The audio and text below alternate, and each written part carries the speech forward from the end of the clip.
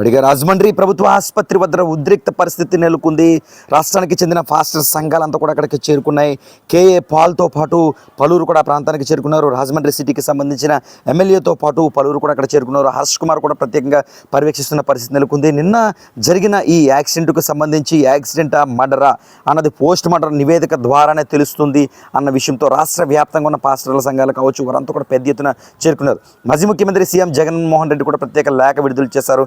ప్రసాద్ పడాలకి అసలు ఏం జరిగింది, ఖచ్చితంగా దీనిపై పూర్తి స్థాయిలో దర్యాప్తు చేసి న్యాయం చేయాలని డిమాండ్ చేసినట్లు కూడా మాజీ ముఖ్యమంత్రి జగన్మోహన్ రెడ్డి కూడా పేర్కొన్నారు. కాసేపటి కిందట హోంమంత్రి సంబంధించి వంగలపూడి అనేది కూడా ఈ విషయంపై స్పందించారు. ఇలా పాస్టర్ గారు ఘటన చాలా దురదృష్టకరం, అయితే రోడ్డు ప్రమాదం జరిగింది, అదేవిధంగా మరొక ఆరోపణలు కూడా వినిపిస్తున్నాయి ఆయనకి ఏదో జరిగినట్లుగా. ఈ విషయంపై ప్రత్యేక అధికారులకు ఇప్పటికీ ఆదేశాలు జారీ చేయడం జరిగింది. పోలీసులు పూర్తి స్థాయిలో ఇన్వెస్టిగేషన్ ప్రారంభించారు. ఏం జరిగింది స్పష్టంగా దీనిపై దర్యాప్తు కూడా కొనసాగుతుందని చెప్పి ఇప్పటికే హోమ్ మినిస్టర్ కూడా ఈ విషయంపై చెప్పిన పరిస్థితి మాత్రం నెలకొంది. మరోపక్క రాజమండ్రి ప్రభుత్వ ఆసుపత్రి వద్ద పోస్ట్ మార్టం ఆయనకు ఏదైతే పాస్టర్ ప్రసాద్ పడల ఆయన మృతదేహానికి సంబంధించి పోస్ట్ మార్టం అయింది. ఆయన హైదరాబాద్ ఆ మృతదేహాన్ని అయితే మాత్రం అంత్యక్రియల నిమిత్తం హైదరాబాద్ తరలిస్తున్నట్టుగా మనకి సమాచారం ఉంటుంది. ఈ నేపథ్యంలో అక్కడికి పెద్ద ఎత్తున పలువురు చేరుకున్నారు. కాసేపు కేఏ పాల్ కూడా చేరుకునే ఆ ప్రాంతంలో కేఏ పాల్ కూడా చేరుకున్న పరిస్థితి మాత్రం నెలకొంది. కేఏ పాల్తో పాటు పెద్ద ఎత్తున రాజకీయ ప్రముఖులు కావచ్చు, మాజీ ఎంపీ హర్ష్ కుమార్ కావచ్చు, ఇలా పెద్ద ఎత్తున చేరుకున్నారు. జిల్లా ఎస్పీతో పాటు పోలీసు యంత్రాంగం అంతా కూడా అక్కడే ఉండి ప్రత్యేకంగా పర్యవేక్షిస్తుంది.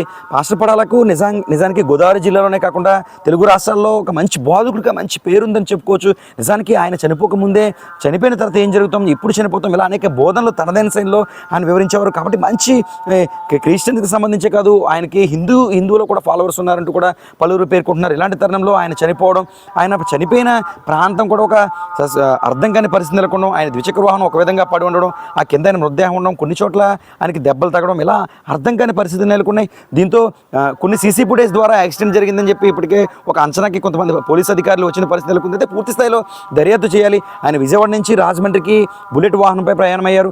ఒక ఆయన హెల్మెట్ ఉంది, ఆయన చనిపోయినప్పుడు కూడా ఆయన తలకి హెల్మెట్ ఉంది, తలకి ఏమాత్రం గాయం కాకుండా చనిపోవడానికి అవకాశాలు చాలా తక్కువగా ఉంటాయి. ఇలా అనేక కోణాల్లో అయితే మాత్రం పాస్టర్ సంఘాలు కావచ్చు, ఆయన అభిమానులు కావచ్చు పెద్ద ఎత్తున రాజమండ్రిలో ఆరోపణలు చేస్తున్నారు. పోలీసు యంత్రాంగం అయితే కట్టుదిట్టంగా పూర్తి స్థాయిలో దర్యాప్తు అయితే ముమ్మరంగా ప్రారంభించిందని కూడా చెప్పుకోవచ్చు. ప్రస్తుతం పోస్ట్మార్టం పూర్తయింది, నివేదిక అనేది రావడానికి కాస్త సమయం పడుతుందని కూడా చెప్పుకోవచ్చు.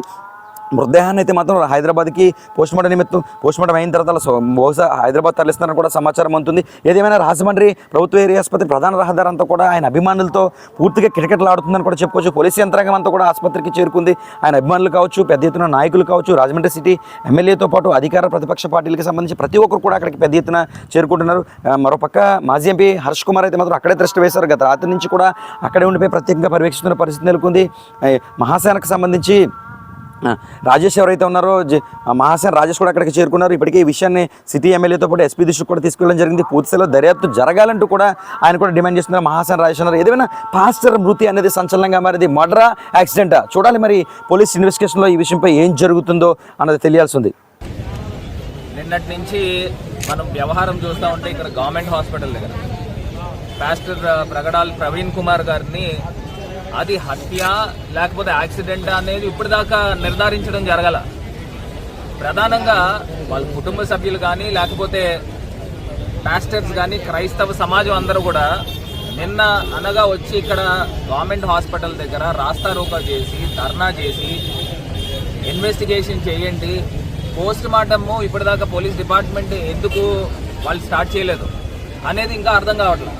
ఇప్పుడు ఇంతమంది వేల సంఖ్యలో అభిమానులు కానీ క్రైస్తవ సమాజం కానీ ప్రజలందరూ కూడా వచ్చి అసలు ఏం జరిగిందనే అంశాన్ని ఇంకా ఇప్పటిదాకా నిర్ధారించట్లే. అసలు ఎందుకు కాలయాపన చేస్తున్నారు అనేది ఇంకా అర్థం కాని అంశము.